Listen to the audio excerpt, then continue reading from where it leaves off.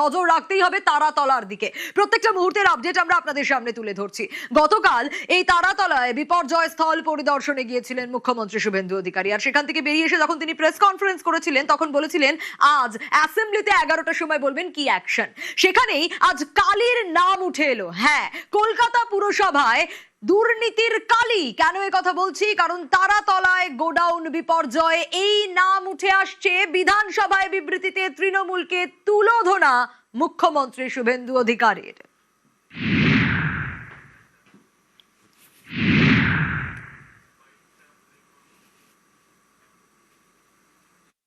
আমরা কালীকে তুললে সব বেরিয়ে যাবে। কলকাতা কর্পোরেশনে কালী না বললে কোনো প্ল্যান হয় না। আর কালী অ্যাপয়েন্টেড বাই ক্যামাস্ট্রিট, সবাই জানে। আর এই কালী বাইপাসের পাশে আপনাদের তৃণমূল ভবন বানাচ্ছে 200 কোটি টাকা দিয়ে, আর এখান থেকে টাকাটা তুলে ওখানে পাঠায়। আমরা সব জানি, সব বের করেছি, আমরা এফআইআর হয়েছে, আরো ব্যবস্থা নিচ্ছি। মানে কলকাতা পুরসভার শাহজাহান এই কালী, তা বলার অপেক্ষা রাখে না। কিন্তু আসলে কে এই কালী, আরো ডিটেল একটু জানার চেষ্টা করি। আবির রয়েছে আমার সঙ্গে, আবিরের কাছ থেকেই জানবো।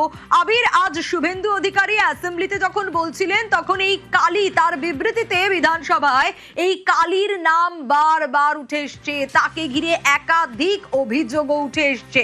এই কালী আসলে কে আবির?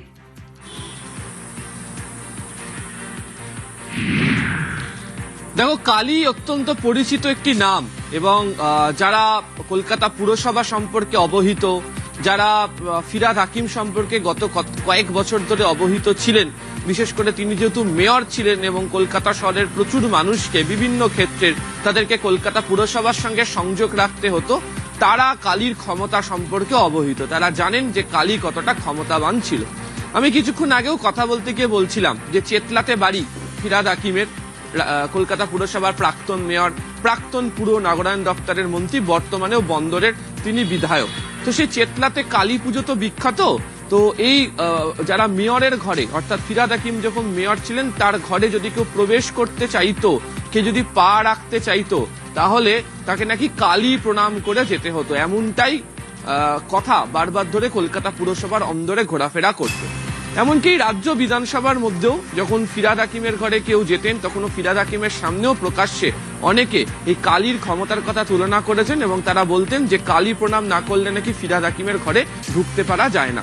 তো এই কালী, যিনি ফিরহাদ হাকিমের ওএসডি হিসাবে কাজ করতেন, তাকে নিয়ে 2024 সালের 26শে সেপ্টেম্বর একটা অভিযোগও দায়ের হয় থানাতে। অয়ন ঘোষ দস্তিদার বলে একজন তিনি অভিযোগ দায়ের করেন, এবং সেখানেও এই কালীর বিরুদ্ধে যে দুর্নীতির অভিযোগ, টাকা নেওয়ার অভিযোগ, এই প্রসঙ্গের কথা উঠেছিল। এই রাজ্য বিধানসভার মধ্যেই ঠিক তার পরের দিন 27শে সেপ্টেম্বর 2024 ফিরহাদ হাকিম তিনি বলেছিলেন যদি সত্যি কোনো অভিযোগ থেকে থাকে তাহলে তাকে বললেই হতো থানাতে যাওয়ার আগে, এবং তিনি কালীর বিরুদ্ধে যে এ ধরনের অভিযোগ থাকতে পারে, কালী যে এই ধরনের কাজ করতে পারে, তিনি সেটা মনে করেন না। তো আজকে মুখ্যমন্ত্রী শুভেন্দু অধিকারী তারাতলার ঘটনা নিয়ে তিনি যখন হাউসের মধ্যে তিনি যখন বিবৃতি দিচ্ছিলেন, সেই বিবৃতির মধ্যেও এই কালীর নাম এসছে, এবং কালীর ভূমিকা যে তদন্তকারীদের নজরের মধ্যে রয়েছে। তার কারণ আজকে শুভেন্দু অধিকারী তিনি যখন কাগজ দেখিয়েছেন, তিনি বলছেন যে ডিফল্টি নকশা একটি ছিল, গাফিলতি ছিল সেই নকশাতে, এবং যে বিল্ডিং প্ল্যান সংক্রান্ত বিষয়, সেখানে তার বক্তব্য যে তৎকালীন মেয়রের স্বাক্ষর রয়েছে, সই রয়েছে, এবং তার সঙ্গেই যে কালীর সংযোগের বিষয়। তার কারণ তিনি আজকে এটাও উল্লেখ করেছেন যে city of Kolkata, joy of কলকাতাকে কার্যত মৃত্যুকূপে পরিণত করা হয়েছিল বিভিন্ন ক্ষেত্রে টাকা নিয়ে, যেভাবে বিল্ডিং গজিয়ে তোলা হতো। এবং তুমি জানো বাঘাযতীন গার্ডেন রিচের ঘটনা আমরা প্রত্যেকেই জানি। কার্যত সেই প্রসঙ্গের কথা যেদিনকে মুখ্যমন্ত্রী মনে করিয়ে দিয়েছেন, এবং কালীর যে ভূমিকা, সেই ভূমিকা যে তদন্তকারীদের স্ক্যানারের মধ্যে চলে এসছে তাও উল্লেখ করেছেন। ফলে কালী যথেষ্ট ক্ষমতাবান ছিলেন, এবং তার ক্ষমতার পরিধি বা বৃত্ত এতটাই ছিল যে সেখানে না ছুঁয়ে বলা ভালো যে ফিরহাদ হাকিমের কাজ পর্যন্ত পৌঁছানো যেত না, এমনটাই বক্তব্য অনেকেরই রয়েছে। বেশ আবির, অবশ্যই নজর থাকবে ফিরহাদ হাকিমের পিএ কালীচরণ বন্দ্যোপাধ্যায়। কেএমসিতে শেষ কথা ক্যামাক স্ট্রিটের কালী ছাড়া পুরসভায় প্ল্যান পাস নয়। অনেকগুলো অভিযোগ উঠে আসছে এই কালী সম্পর্কে এবং আজ কার্যত বিস্ফোরক মুখ্যমন্ত্রী শুভেন্দু অধিকারী। অপর প্রতিনিধি বিশ্বজিৎ আমার সঙ্গে রয়েছে। বিশ্বজিৎ, জার্নালিস্ট হিসেবে দীর্ঘদিন তুমি পুরসভা ভিট করো এবং তোমার আনাগোনা রয়েছে পুরসভায়, সেক্ষেত্রে তুমি দীর্ঘদিন দেখেছো তার মানে এই কালীকে, কতটা দাপট ছিল তার, কি কি করতো সে? দেখো, 2010 থেকে কলকাতা পুরসভায় সোশ্যাল সেক্টরে তিনি চিফ ম্যানেজার পদে নিয়োগ ছিলেন এবং ফিরহাদ হাকিম যখন এর আগে মেয়র পরিষদ ছিলেন রোডস বিভাগের, তখনও তিনি তার আত্মসহায়কের কাজ করেছেন এবং তারপর যখন ফিরহাদ হাকিম 2018 সালে আবারও কলকাতা পুরসভায় মেয়র হিসাবে তিনি আসেন, তখন তিনি তার আত্মসহায়ক হন এবং তার সঙ্গে অফিসার অন স্পেশাল ডিউটি হিসেবে কলকাতা পুরসভার মেয়র বিভাগে তিনি আসেন এবং এখানেই অর্থাৎ এই স্পেশাল অফিসার পদে নিয়োগ হওয়ার পর তার যে দাপট সেটা কলকাতা পুরসভার বিভিন্ন বিভাগ তো বটেই, বিভিন্ন বিভাগ ছাড়িয়ে বিভিন্ন বড়তে পর্যন্ত তার যে ক্ষমতা, সেই ক্ষমতা সুদূর প্রসারিত ছিল, এমনটাই আধিকারিক মহলে তিনি পরিচিত ছিলেন। কারণ এই কালী বন্দ্যোপাধ্যায় বা কালী ব্যানার্জির কাছে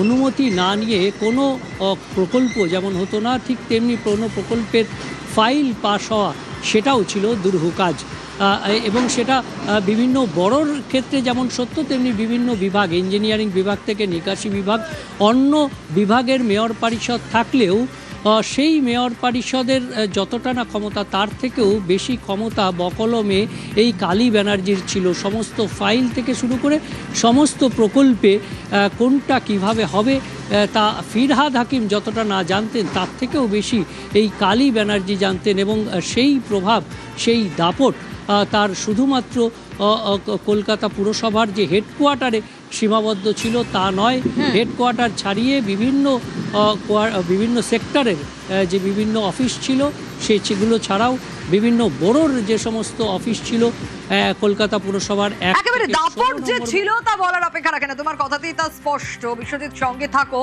আজ মুখ্যমন্ত্রী শুভেন্দু অধিকারী শুধু এই কালীকে নিশানা করেছেন তা নয়, তার নিশানায় প্রাক্তন মেয়রও। গার্ডেন রিচ বিপর্যয় থেকে শিক্ষা নেয়নি তৃণমূল সরকার। সিটি অফ জয়কে মৃত্যুপুরীতে পরিবর্তন, মৃত্যু পরোয়ানায় সই প্রাক্তন মেয়র ফিরহাদ হাকিমের। বিধানসভায় তারাতলা নিয়ে বিবৃতিতে ফিরহাদকে এক হাত মুখ্যমন্ত্রী। এই বিল্ডিং প্ল্যানটা জানুয়ারি মাসের 17 তারিখ 26-এ আপনারা দিয়েছেন, সব বের করেছি আমরা। এই আপনাদের পাপের ফল, সব জায়গায় টাকা নিতে নিতে এই সিটি অফ জয়কে এবং বৃহত্তর কলকাতাকে মৃত্যুপুরীতে আপনারা পরিণত করেছেন।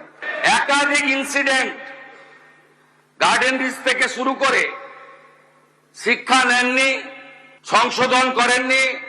আমরা এটা নিয়ে রাজনীতি করবো না, কিন্তু কি করেছেন আপনারা? একটাকেও তো ছাড়ার কোনো সিন নেই। আপনার প্রাক্তন মেয়রের সই আছে এতে, এইটা দেখুন, মাননীয় ফিরহাদ হাকিমের সই। দেখুন আপনারা কিভাবে স্ট্রাকচারে ডিফেক্ট থাকা অবস্থায় ফল্টি প্ল্যান অ্যাপ্রুভ করেছেন। এরকম কত কাণ্ড করে রেখেছেন তার ঠিক নেই। বিশ্বজিৎ, স্পষ্ট মুখ্যমন্ত্রী বলছেন যে গার্ডেন রিচ বিপর্যয় থেকে তৃণমূল সরকার শিক্ষা নেয়নি। এই যে ঘটনা ঘটলো তারাতলায়, কোথাও গিয়ে এই বিল্ডিং প্ল্যানে ত্রুটি রয়েছে গতকালই মুখ্যমন্ত্রী, এবং সেই জায়গায় আমি বিশ্বজিতের কাছে আসবো, তবে তার আগে আরো একবার জানাই যে গতকালই মুখ্যমন্ত্রী শুভেন্দু অধিকারী তিনি বলেছিলেন যে ত্রুটি রয়েছে এবং সেক্ষেত্রে যত পাস হয়েছে, যত অনুমোদন পেয়েছে নির্মাণের ক্ষেত্রে, সেগুলো সবকিছুই কিন্তু স্থগিত রাখা হবে, খতিয়ে দেখা হবে জুলাই মাস পর্যন্ত।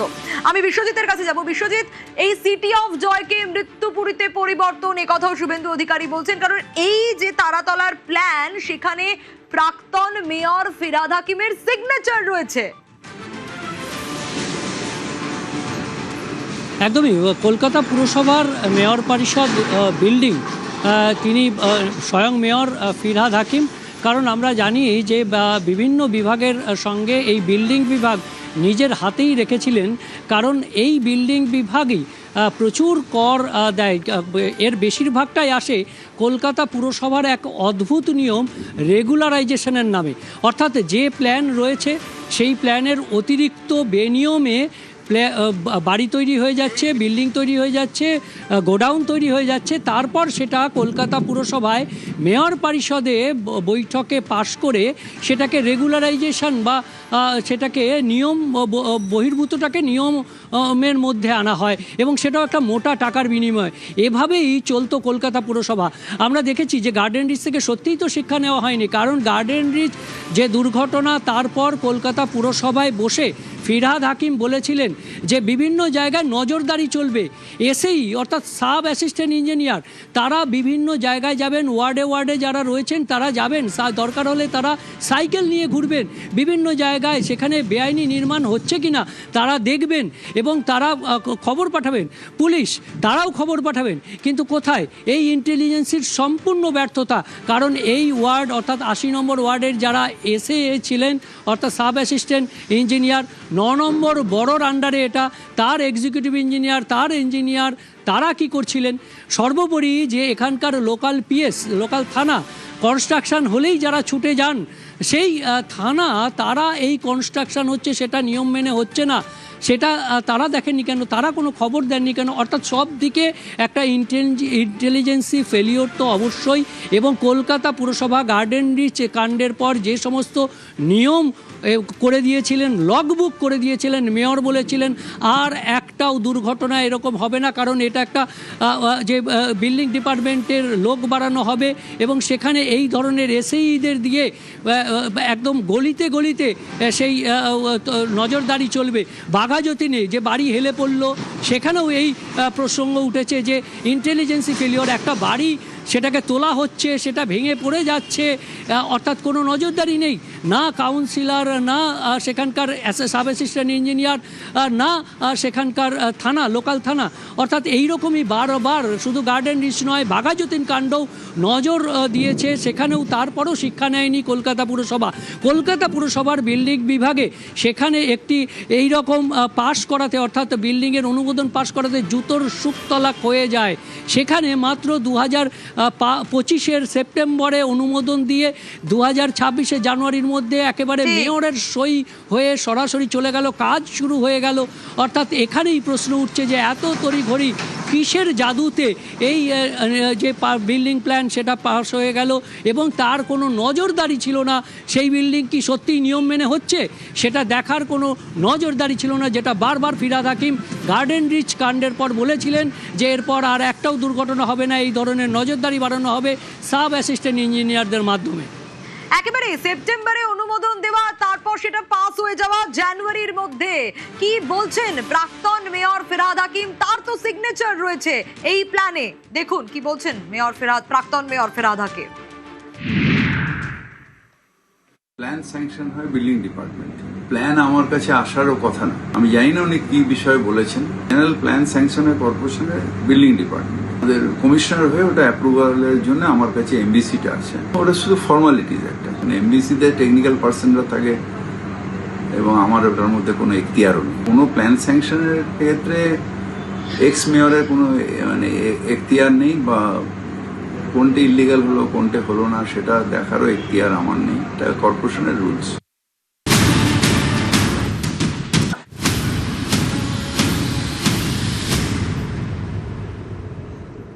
ধ্বংসস্তূপে আর্তনাদ, তারাতলা বিপর্যয়ে মৃতের সংখ্যা বেড়েছে। মৃতের সংখ্যা বেড়ে 9 এখনো পর্যন্ত।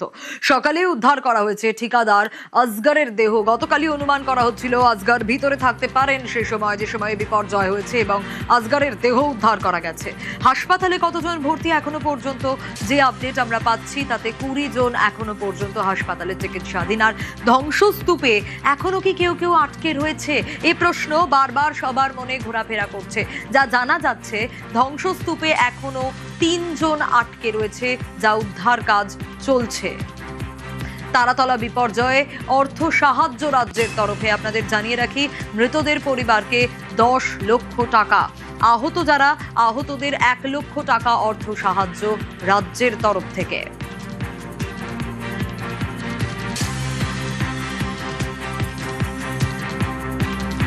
তারাতলা বিপর্যয়ে অর্থ সাহায্য রাজ্যের, মৃতদের পরিবারকে 10 লক্ষ টাকা আর্থিক সাহায্য এবং আহতদের 1 লক্ষ টাকা করে আর্থিক সাহায্য। তারাতলা বিপর্যয়ে অর্থ সাহায্য রাজ্যের তরফে ঘোষণা মুখ্যমন্ত্রী শুভেন্দু অধিকারীর। আজ 11টার সময় অ্যাসেম্বলিতে বিধানসভায় শুভেন্দু অধিকারী তিনি বিবৃতি দিয়েছেন এবং সে বিবৃতি আমরা আপনাদের শুনিয়েছি। আর্থিক সাহায্য ঘোষণাও করা হয়েছে মুখ্যমন্ত্রীর তরফ থেকে অর্থাৎ রাজ্যের তরফ থেকে। মৃতদের পরিবারকে 10 লক্ষ টাকা আর্থিক সাহায্য এবং আহতদের 1 লক্ষ টাকা আর্থিক সাহায্য ঘোষণা।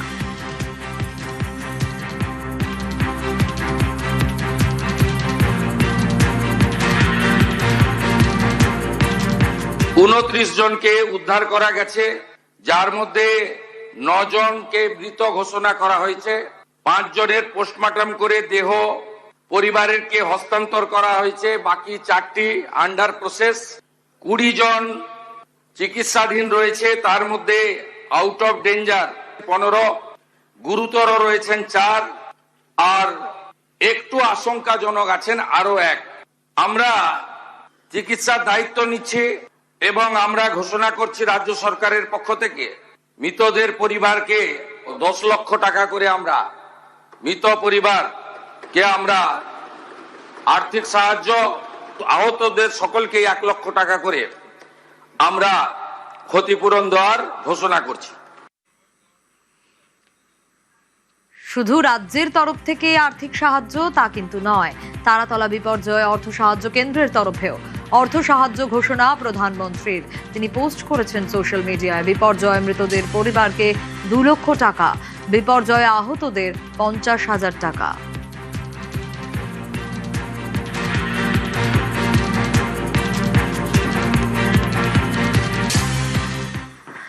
আর তারাতলায় এই যে গোডাউন বিপর্যয়, এই ঘটনায় এখনো পর্যন্ত 5 জনকে গ্রেপ্তার করা সম্ভব হয়েছে। গতকাল রাতেই পুলিশের জালে কে গোডাউন মালিক শম্ভুনাথ বেহরা, যার কোনো খোঁজ পাওয়া যাচ্ছিল না, পুলিশ তার খোঁজ শুরু করে এবং পুলিশের জালে গতকাল রাতেই গোডাউনের মালিক শম্ভুনাথ বেহরা, পাকড়াও স্ট্রাকচারাল ইঞ্জিনিয়ার কমল সামন্ত। গ্রেপ্তার করা হয়েছে নির্মাণ সংস্থার সুপারভাইজার সৈয়দ মোহাম্মদ গুলজারকে। তাও শুধু তাই নয়, এছাড়াও ধৃত লেবার সাপ্লায়ার দিবাকর ভান্ডারী, পুরসভা থেকে প্ল্যান পাস করিয়ে গ্রেফতার ব্রোকার আব্দুল হামিদও, স্ক্যানারে লেবার সাপ্লায়ার মোহাম্মদ আতাউল ও সুভাষ সরকার, সাব কন্ট্রাক্টরকেও আটক করে জিজ্ঞাসাবাদ।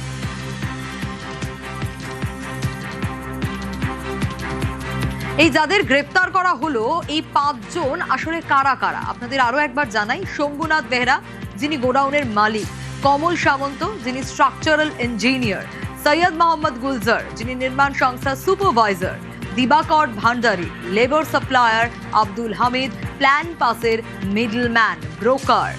বেনিয়মে কাউকে রেয়াত করা হবে না। আজ বিধানসভায় বিবৃতিতে হুঁশিয়ারি মুখ্যমন্ত্রী শুভেন্দু অধিকারীর। কাউকে ছাড়া হবে না। আপনার ইঞ্জিনিয়ার যাদের নাম আছে, it is found that Shri Aminur Sheikh, sub assistant engineer, Shri Nirmalendu Sardar, assistant engineer, Shri Ranjan Das, executive engineer, has not discharge their duties and responsibilities in respect of the estate premises. আমরা পুরো ফ্যাক্ট ফাইন্ডিং বের করেছি, কোনো ছাড়াছাড়ির সিন নেই। আমরা এখনো পর্যন্ত 5টাকে অ্যারেস্ট করেছি। গুলজার হোসেন, সুপারভাইজার অফ আসগর, আসগরকেও খুঁজছি।